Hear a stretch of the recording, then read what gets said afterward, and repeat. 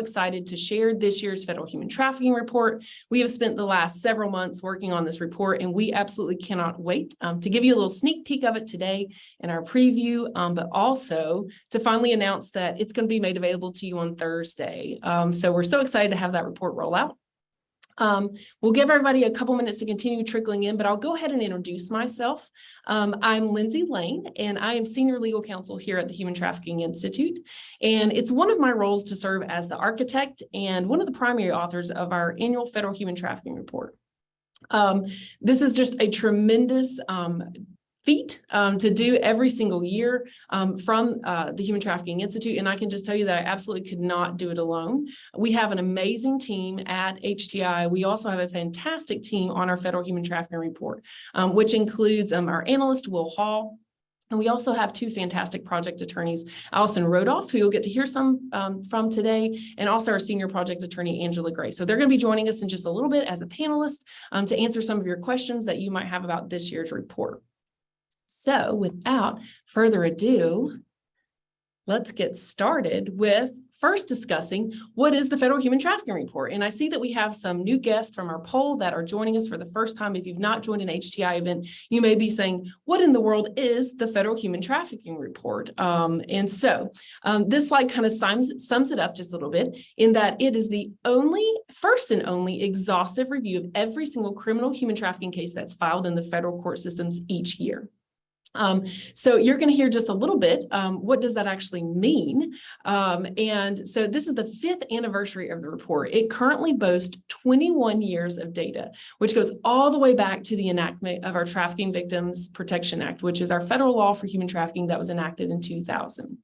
So what does it mean when I say we're an exhaustive review of every single criminal human trafficking case? So you're going to hear later from some of our panelists that there were 140 new cases filed of human trafficking in our federal court systems this year. That includes 129 sex trafficking cases. It includes 11 forced labor cases for a total of 149 new cases filed.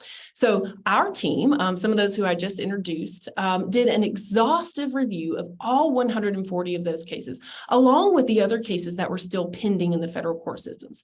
And from that, we look at all of the public pleadings and the publicly sourced documents like press releases released from the Department of Justice, and we extract hundreds of very specific data points from each of those cases. So we have a team of a data analyst, who I mentioned is Will Hall. We have 3 project attorneys, 2 of which you'll get to hear from today. We have 4 fellows, multiple interns throughout the year, and of course myself. We spend a culmination of thousands of hours throughout the year reviewing every single one of these cases that are filed in the courts each year, and then also reviewing some of the cases as we receive more information on them. Even if they weren't filed this year, we still go back and update that data. And so we do all of that based on a very stringent methodology. Now, if you are very interested in that type of information, please check out a report on Thursday when it's released. We have a very detailed section on what our methodology is in identifying human trafficking cases and how we do that in the federal court systems. Now, what kind of information are we looking for? As I mentioned, there are hundreds of cases that we review every year. I think this year we reviewed approximately a little over 600 cases. So what are the things we're looking for in that information? So we're looking to see what are the cases that are charged. We want to know what were they filed under? Were they filed under sex trafficking statutes? Were they filed under forced labor statutes? We're also looking at the ages and genders of traffickers. Now, I will go ahead and give you the caveat that we are using open source documents. So we're looking at public pleadings, public press releases, things that contain open source data. A lot of the information that we would love to know more about is actually confidential and it's protected. And so we don't have access to everything we would love to see about traffickers and especially about victims. But we look for that important information and we extract it and we put it all together and we organize it in a way that we can make it useful. So we're also looking at victim vulnerabilities, ages, genders, and nationalities. Again, we won't always be able to see everything. We don't collect demographics such as race or nationality. Those are not typically things that are available for public information, nor the things that we can verify to make sure that they're correct. But we collect what information that we can, and again, we verify it and we organize it. We look at the breakdown of how many cases filed this year were forced labor, how many were sex trafficking. We also look to see who are the investigating agencies that are prosecuting the human trafficking cases in our federal court systems. And then how are they being prosecuted? In which districts are they being prosecuted? We have 94 federal court districts across the United States. So we look at every single one of those court districts to see which cases are filed and how they're filed. The three that I think are the most fascinating and the most applicable and interesting are we're looking at convictions and sentences. We want to see how are courts treating traffickers? How are they holding them accountable for the exploitation of the victims that we're identifying in these cases? So we look to see what our conviction rate is, what our sentencing rate is. We have some really interesting information this year in the report on sentences, which makes me incredibly happy to see traffickers being sentenced with a very heavy hand. They're getting lengthy sentences for the exploitation that they're doing to victims. So that's wonderful data set. Again, check it out in the report on Thursday. We're also looking at restitution. What courts are ordering restitution to help make those victims who are exploited by traffickers whole. And then finally, we monitor appeals. And this is also a crucial area for us to go back and update our information as information becomes available in the appellate court system. So we look and we see what information we can provide out of those appellate court cases to help advise for best practices so that we can see what things are working and what things are being overturned by the courts and advise practitioners of that.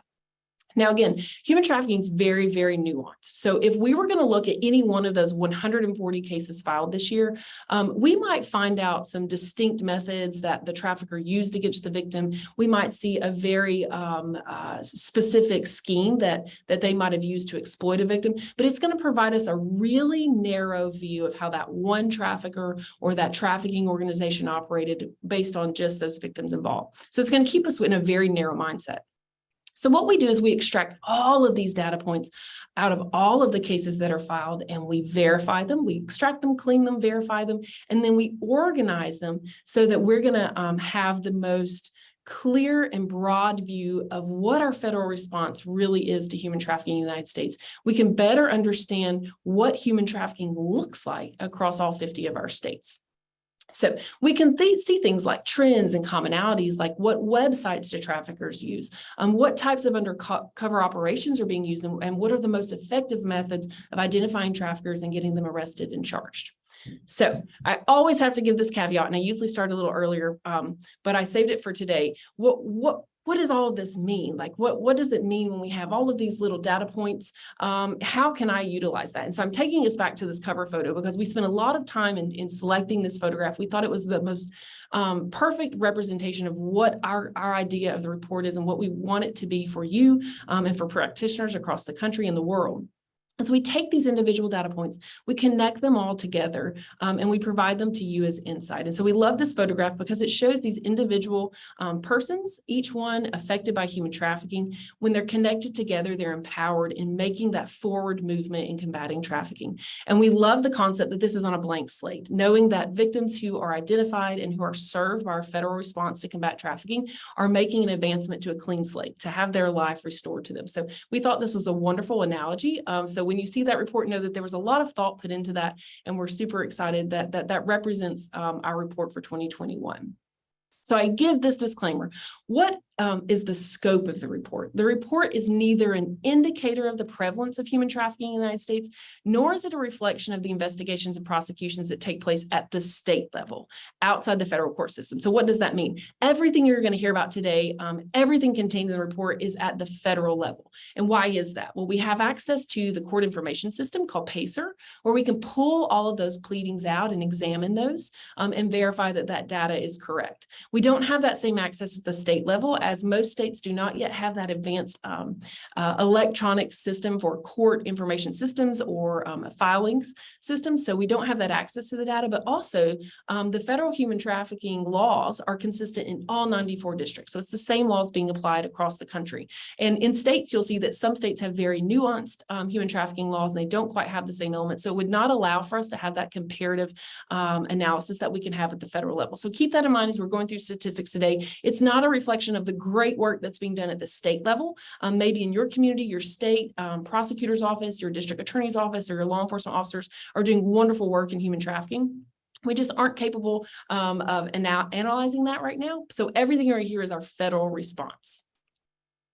Now, who uses the report? anyone who wants to combat trafficking needs to review the information and be aware and educated on what the reality of human trafficking looks like in the cases that are filed domestically in the United States. But ideally, our target audiences and the persons who use this the most, when our report rolls out on Thursday, we'll have people reach out to us and say, hey, I'm having this issue in my line of work. Can your data help support me in this area? And so these are the persons that we hear from the most frequently. That'd be prosecutors, investigators, service providers, of course, our policymakers, practitioners, and researchers. I want to highlight just a few. Our prosecutors, it helps them in that we can provide research to them in a click of a few buttons, something that they would spend thousands or hundreds of hours researching. We can just go ahead and provide to them just because we have such an amazing database for them. When we're looking at how traffickers should be sentenced, or which victims are affected, or maybe how they want to argue coercion at trial.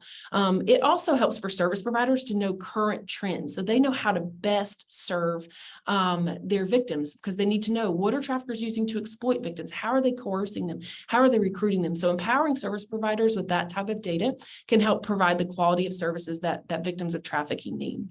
And then super important is policymakers. I'm excited for Angela and Allison to share a couple slides with you later about some of the information we collected this year and how it shows what our impacts across the country are when we're doing things like educating frontline workers, medical professionals, school personnel. What we're seeing in our data is that we're seeing referrals to law enforcement in cases that are actually being successfully prosecuted in the federal courts, coming from those teachers, coming from those doctors and nurses. And that's just wonderful, because that shows us that people are being trained, and the result of their training is we're having victims identified, and prosecutors are able to prosecute those traffickers and hold them accountable. So those are just a few examples of the people who are utilizing this report and who we want to make this the most valuable asset and tool for them.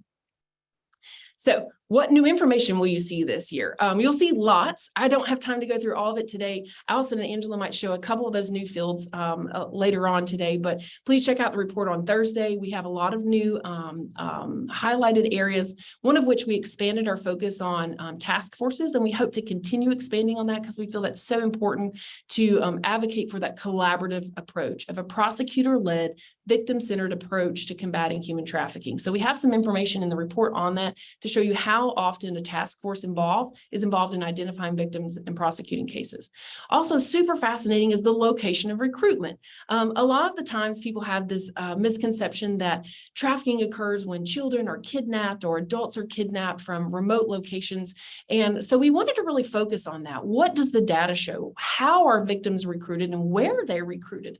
And I won't spoil the secret, but it probably is no surprise to you that the internet is used most commonly in the recruiting of victims. And Angela and Allison are going to walk through some of those statistics with you today. And then finally, again, we looked at those law enforcement referrals. Is the training that we're doing across our nation, is it getting through to the frontline workers? Is it getting through to patrol officers? And you'll see how those referrals came in this year in the cases that were filed in our federal court system. So super exciting new information this year in this year's report. So what's different this year? I know we have a lot of new guests here. This is your first time attending an event with HTI, so welcome. But for those of you who have been longtime supporters or fans or followers of our work, we really appreciate that support. So you may look at this year's report and say, this might look a little bit different than what we've seen in the past, and that's intentional. So we want to always improve the report, again, to serve those persons who need it the most in combating trafficking. And so one thing we did this year to keep it as accurate and relevant as possible is we shifted our focus from active cases. We define an active case as a case that's still pending in the federal court system. It has been filed and charged in any year, but has not yet reached its total disposition in that its appeal period has expired. So what we were finding is we had cases that might be filed in 2017, but they have not yet reached disposition. And there's a lot of different circumstances as to why that can happen that really have nothing to do outside unexpected circumstances. So we shifted our focus to only analyze new cases this year because we want to know, what are the latest apps being used? What are the latest platforms or solicitation platforms being used? What are the most current trends? Because we found that being current is also relevant. And so you'll see that shift in focus. You'll see very little emphasis on the pending cases that are active, but you'll see a tremendous focus on new cases filed and that comparative analysis from 2000 to 2021. So 21 years of comparative analysis where we could provide it. You'll also see a focus on a 5-year analysis where we didn't have data points on all 21 years of data. We still tried to give you to see that trend as cases increase or decrease over the last 5 years. One of my favorite features is we highlighted cases. So you'll see a lot of data, and sometimes it's a lot to digest, but we gave you some case highlights from some of the districts in our country who are just doing a fantastic job of combating trafficking. So please go read those case highlights throughout the report on Thursday. I think you'll enjoy seeing how some of those cases are filed and how they are disposed of in our federal court system. It really brings that perspective to light of what human trafficking really looks like in our country. We'll have an emphasis on victim-centered approach.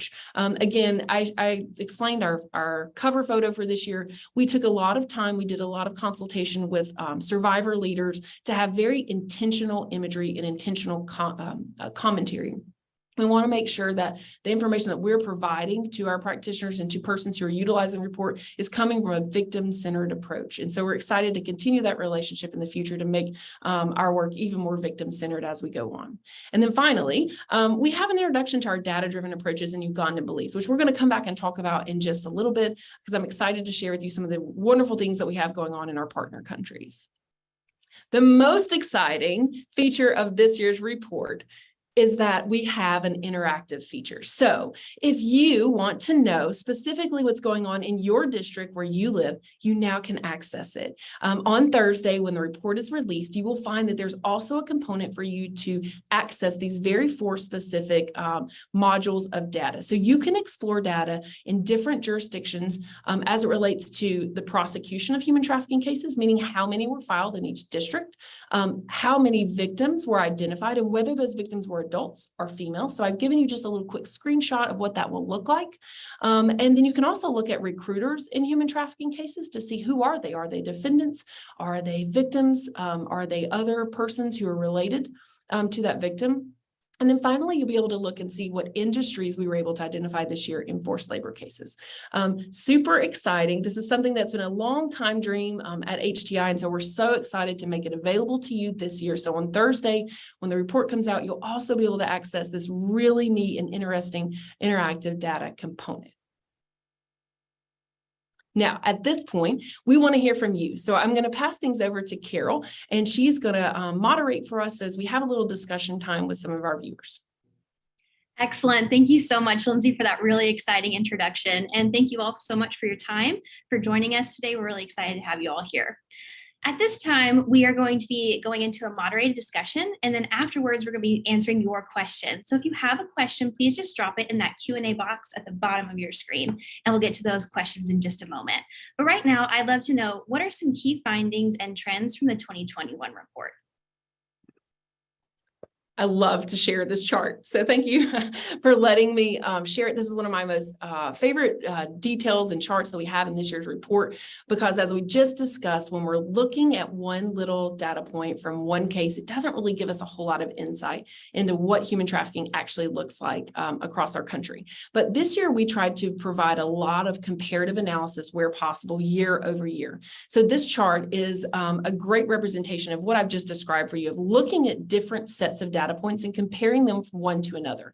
So what you can see in this chart is that in the past 21 years, which is since the Trafficking Victims Protection Act was enacted, our federal efforts to combat trafficking have led to 8,958 total victims, 4,413 defendants being charged, and most of which have been sentenced to a term imprisonment for the exploitation that they did to victims of trafficking, and 2,250 cases filed. So a lot of times I think what we do is we focus on one data point, looking at how many cases were filed this year or how many victims were identified, and those are all very important data points. But we need to keep our mind open to look at this from a very broad perspective to see that even when we don't have as many cases filed, like for example, this year we have a little bit of a delineation in the number of cases filed, we still were identifying victims, we still were identifying traffickers, and every trafficker that's prosecuted federally is a person who's removed out of our communities, no longer exploiting others. So it's wonderful to see.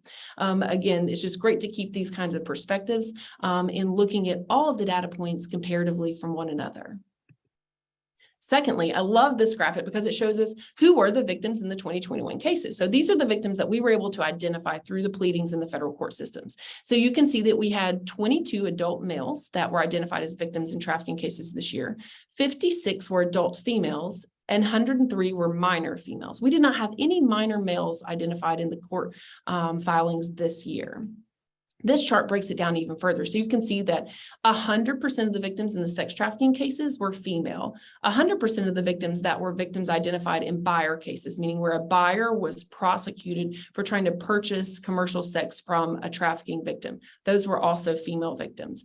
And then we see the reverse when it comes to forced labor. You can see that 92% of the victims identified in forced labor this year were actually males, and only 8% of those were female. So it's a really interesting way to look at this visually to see who are the victims of the cases that are filed in our federal court system. Thanks, Lindsay. And can you guys also talk to us about what we learned about sex trafficking cases in the last year? Yeah, Carol, I'll take that question.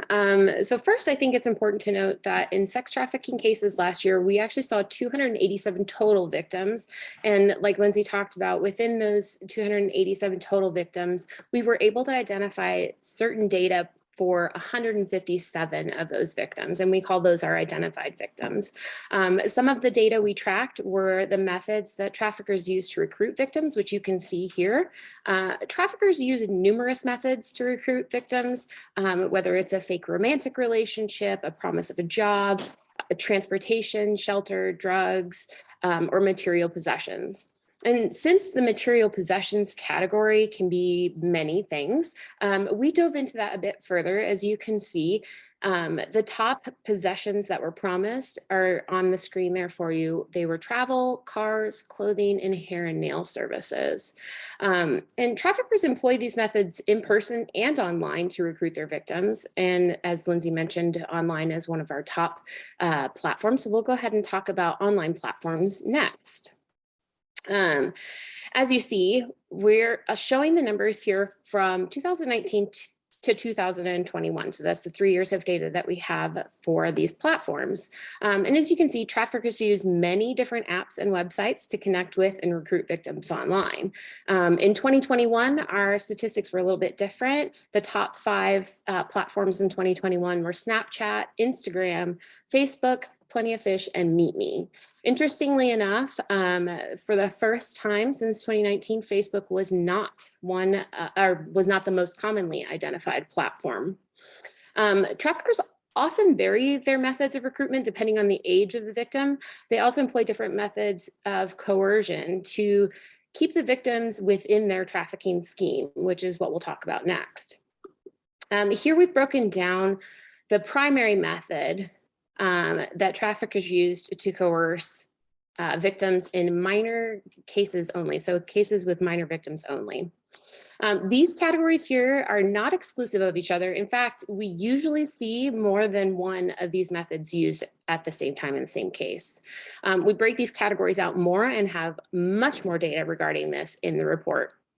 Next, we broke down what methods traffickers use in cases involving adult victims. And as you can see, traffickers use many of these same methods, but there is some variance in what methods are employed with adults versus minor victims. You can see the adult category seems to lean more heavily toward physical than non-physical coercion. And again, we break that down in a lot of detail within the report.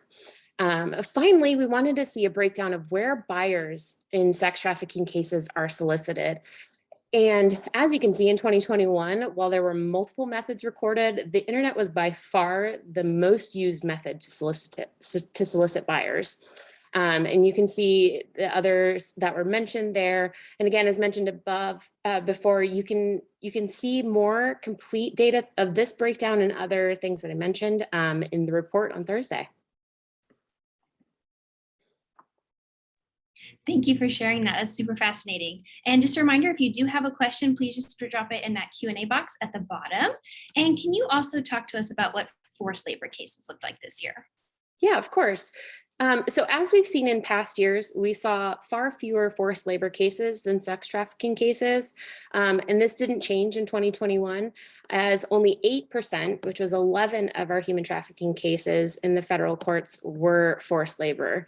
And we'll see that here on the screen. It did make up a larger percentage, however, than the past few years. So we do see that it did take up a larger percentage of total trafficking cases, but we still only had 11 forced labor cases. Within those 11 forced labor cases, again, we saw 162 total victims, and we're able to identify information about 24 of those victims. So we had 24 identified victims within those forced labor cases. Again, we provide a much deeper dive into all of that in the report. Next, we look at industries from where these cases came from. So of these 11 cases, we see that agricultural and farming industry were was the biggest category, and then even split with the others. These categories weren't surprising, as all of these categories are some of the most common industries that we generally see in forced labor cases. And again, we have more information and further breakdown of this, and as well as civil cases in the report. And finally, we look at pre-existing vulnerabilities, and these are things that traffickers target and use to exploit and recruit victims into trafficking. So in 2021 forced labor cases, we saw traffickers target individuals with financial debt or insecurities, as well as those with limited English proficiency and undocumented immigration status. We do break down vulnerabilities as well for sex trafficking victims in the report, so you can definitely see that breakdown there as well. There's so much more information we have available to you in the report, so we hope that you'll explore each of those on Thursday. Thanks, Allison. Can you guys also talk to us about some of the new data points in the 2021 report? Yeah, I'd love to talk about it, Carol.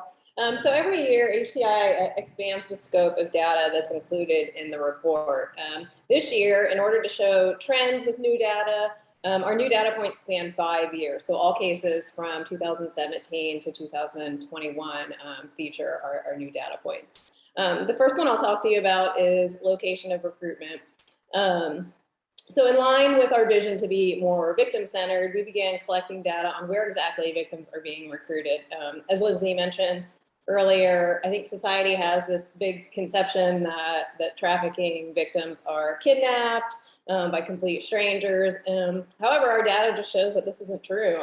Unfortunately, you're most at risk when you're at home on the internet. I think a lot of us worry the company our children are keeping, what they're doing at parties or stores. And while, yes, we do see victims recruited at these places, but the internet is by far the most utilized location for recruiting victims. This is followed by a variety of uncategorized locations, but internet definitely makes up the majority. Talking about case referral, this is how law enforcement comes to know that these cases are happening. And this year we expanded our scope of data we collect with reference to referrals. For the past 5 years, victims who self-report make up the great majority of referrals. That's followed by family members who recognize signs of trafficking in their family members and then alert law enforcement. As Lindsay mentioned earlier as well, we began collecting data on task force. So we'll see that their referrals have come in about third for the most part for the last 5 years. And then this is followed by medical personnel and school staff. And we find this data point to be really important because it shows that these recent efforts to train teachers and counselors and medical personnel and frontline personnel to recognize signs of trafficking is working. And victims are being identified as a result of this new knowledge that they've gained through the training.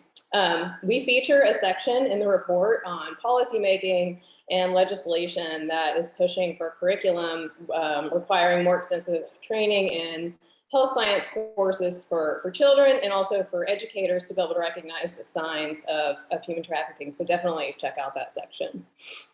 The final new data point that I will share with you today is modes of transportation.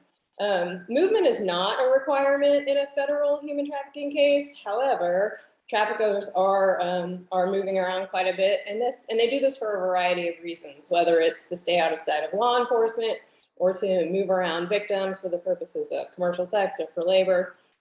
The great majority of our cases utilize private vehicles for this transportation. And that's followed by ride shares, which are our Ubers, our Lyfts, those sorts of services, followed by a rental car. and airplanes, and then a very small percentage of cases utilizing commercial vehicles and taxis and things of that nature. As I mentioned before, we continue to include new data every year just to keep the report useful and relevant. And these 3 data points that I just shared with you are just a few of the new data that we collected this year. So we're really excited for you to see the rest of them in the report on Thursday. Great, thanks for sharing. At this point, we're going to pivot into questions asked directly by the audience. So the first question I'd love to talk about is, how do you identify victims for the report? Is it only through an online data platform or in partnership with NGOs working on the ground? That's a really good question, Carol. This will be covered in more thorough detail in the methodology section. But so like Allison kind of mentioned, we have a total number of victims and we have an identified victim. So for the identified victims, those are victims that we know something about. And those victims are exclusively coming from pleadings, from indictments and informations where they have been named as an official, I guess you would say, victim in the case. Our total number of victim count, which is always much larger, is derived from other public filings where they mentioned this case had 12 victims or whatever the case may be. We know much less about those victims, but that's kind of how we come about getting those 2 numbers. Excellent, thank you. The next question we have is, did you continue to monitor the role of hotels and other locales in human trafficking this year? Yeah. So we categorize the hotel involvement as the location of commercial sex. So we absolutely continue to count those hotels, and we continue to kind of increase the chains and the names of those hotels. Just they don't really like it when we call them out, but just for accuracy, yes, we continue to collect hotel information and also the names and chains. Yep. Thanks, Angela. Our next question is, do you have any data on the nationality of victims of forced labor? We do. We cover that and break that down in the report. Again, as Angela mentioned, for the victims that we have identified and have that information, it's not always provided in the pleadings or in the public information that we have. But for the ones that we do have that information, we collect it and it is included in the report as well. So there is a nationality breakdown and we talk about which countries we saw the most come from last year. So there is a good breakdown for that in the report. Excellent. And another question we've gotten a few times is, what is the penalty in the US for sex traffickers? Oh, I love this question. This is one of our data points that we really like to see. So the average sentence this year was the highest we've ever seen. So that just means judges are really taking these crimes seriously. So the average sentence in 2021 was 160 months, which is just over 13 years. And we had sentences this year range from 6 months all the way up to, we had a defendant sentenced to 540 months, and then we had a couple additional defendants sentenced to life in prison. So it's exciting to see. We also found it incredibly interesting this year to see that buyers of commercial sex were actually sentenced to the highest average term of imprisonment. So overall, we saw that 160, but if you're a buyer defendant, they were seeing average sentences of 180 months. So sentences are increasing. Excellent. We're getting a lot of good questions. I don't think we're going to have time to get through all of them, but we'll just hit a few more. Can you guys talk about, were there any cases involving agricultural processing, such as meat processing plants, where there have been previous cases?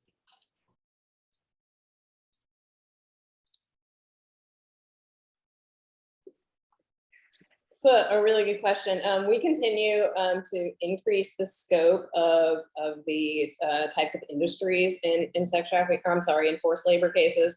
And we did have, the numbers escaping me, and I would love to follow up to be able to provide an accurate number, but we did see some food processing type plants being involved in our forced labor cases.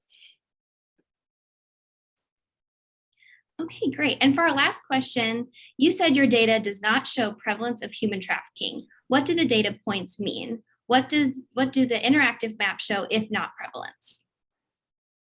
I love taking that question. So, human trafficking, as you saw from some of the referrals, victims sometimes self-report that they are victims of human trafficking, but not always. And so it's really difficult for us to identify how many people are really affected as a victim of human trafficking.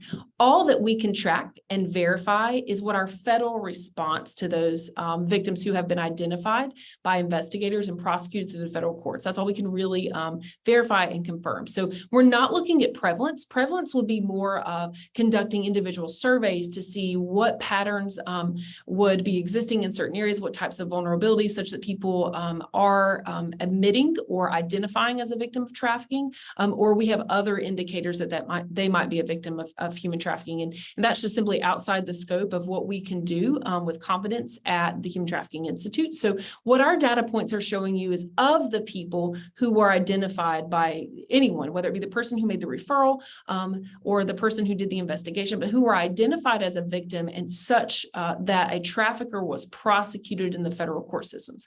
That's the data that we're looking at. We want to know, what is our federal response to combat human trafficking in the United States? So not just how many people are out there, because honestly, it's just really difficult to know. I don't know that we would ever know. There are lots of statistics that other organizations share as to what their estimates might be as to how many people are affected by human trafficking. But what we are focused on is, what are we doing to combat it? And what are we doing domestically, specifically in our federal court systems? So that's the purpose of our data. And ideally, by using this data to empower prosecutors, investigators, we can help combat trafficking, and using that data-driven approach to do that. So that's a really good question. We talk about that a lot. There are prevalent studies out there that you can resource, especially as it comes to your more specific area or region where you live. But we are looking at this very broad picture of 94 districts and what cases are being filed across those districts. So a little bit of a different focus, both very important in the efforts to combat trafficking. So good question. I really wish we had time to answer every single one of these questions. I could sit and listen to you talk about this all day long. Unfortunately, we are out of time for the Q&A, so I will hand it back to you, Lindsay, to close out our time together today. Awesome. Thank you. Well, I also could spend all day talking about all the amazing things that HTI is doing.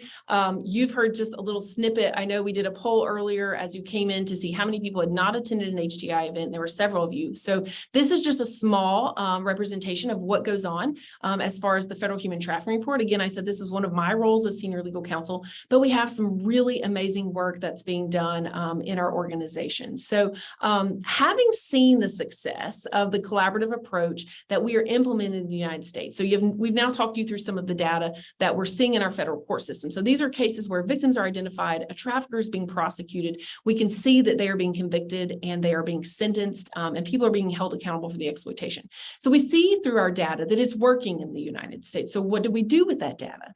So we took that collaborative model, which takes that prosecutor-led, victim-centered approach to prosecuting traffickers, and we sought to replicate that model outside the United States. And we did that in countries that really had this tremendous desire and need to combat trafficking. They just simply needed some support to get that model implemented in their own country. So in 2017, we partnered with Uganda and Belize, and we conducted extensive countrywide training along with embedding subject matter experts for law enforcement and prosecutors in those two partner countries. So we worked hand in hand with those governments, and we worked with prosecutors, we worked with law enforcement agents. We also made sure that we were working with service providers in both of those countries to implement this really successful model that you've seen the results of in the Federal Human Trafficking Report, just a sneak peek of that today. So what we saw was a tremendous success.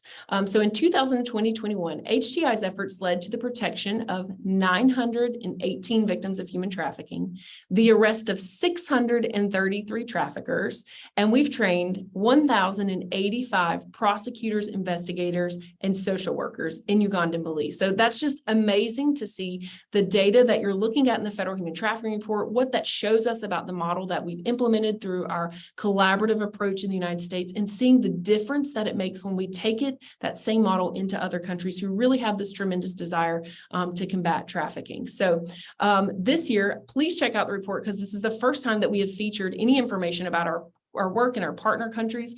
And we really have that focus on how data drives us to those targeted results. So we featured a little piece specifically on Uganda about an app that the Human Trafficking Institute developed last year that is used by prosecutors and practitioners in Uganda to help organize the information and data that's collected in the trafficking cases that are being investigated and prosecuted in Uganda. We hope to be able to use that data sometime in the future to help shape those best practices in Uganda. So please check that out in the report. I think it's super interesting to see the amazing work that our two prosecutor embeds, Tyler Dunman and Gabby Massey, are doing in Uganda. So you can find some more information both in the report and then also on our website. So again, we don't have time to walk through all the amazing stuff that the Human Trafficking Institute is doing. But if you are interested in learning more about it, please download the report on Thursday when it's released. You'll see, again, the comprehensive information on just some of the data points we featured today, but so much more beyond what we had time to share with you today. So please download the report on Thursday. And again, enjoy that interactive feature. A lot of times people want to know specifically what's going on in their federal jurisdictions in the states where they live.